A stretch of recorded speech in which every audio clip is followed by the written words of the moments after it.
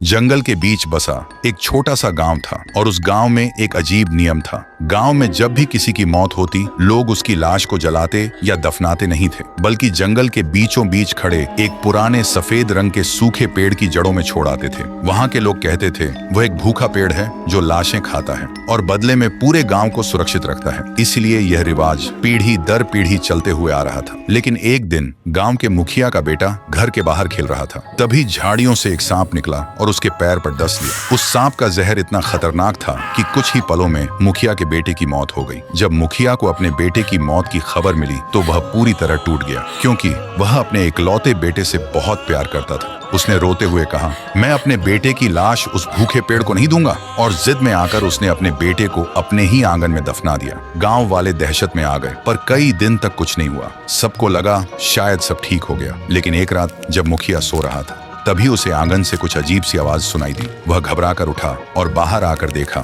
उसके बेटे की कब्र की मिट्टी अपने आप फट रही थी। ये देखते ही मुखिया का खून जम गया। उसने भागना चाहा, लेकिन तभी कब्र के अंदर से एक मोटी जड़ बाहर निकली और पलक झपकते ही मुखिया को जकड़ लिया। मुखिया दर्द से चीखने लगा, लेकिन एक और जड़ उसके मुंह के अंदर घुस गई और अगले ही पल उसे जमीन के अंदर खींच लिया। अगले दिन सुबह जब गांव वाले मुखिया के घर पहुंचे तो उन्होंने देखा वहां न आंगन था न कब्र। उनकी जगह वहां सफेद रंग का वही भूखा पेड़ खड़ा था और उस पेड़ की टहनियों पर मुखिया और उसके बेटे के कंकाल उल्टे लटक रहे थे। ये देखते ही पूरे गांव में चीख पुकार मच गई। कुछ लोग डर के मारे वहीं गिर पड़े तो कुछ जान बचाकर इधर उधर भागने लगे। तभी उस भूखे पेड़ के अंदर से एक पिशाचिनी का सिर बाहर आया। उसकी आंखों में एक शैतानी चमक थी और उसके होंठों पर एक खौफनाक मुस्कान थी। उसे देखते ही सब डर के मारे कांपने लगे और तभी वह एक बेहद डरावनी गूंजती हुई आवाज में बोली, आज तक तुम लोग मुझे लाशें देते थे, अब मैं खुद चुनूंगी। तो दोस्तों, क्या वह पिशाचिनी पेड़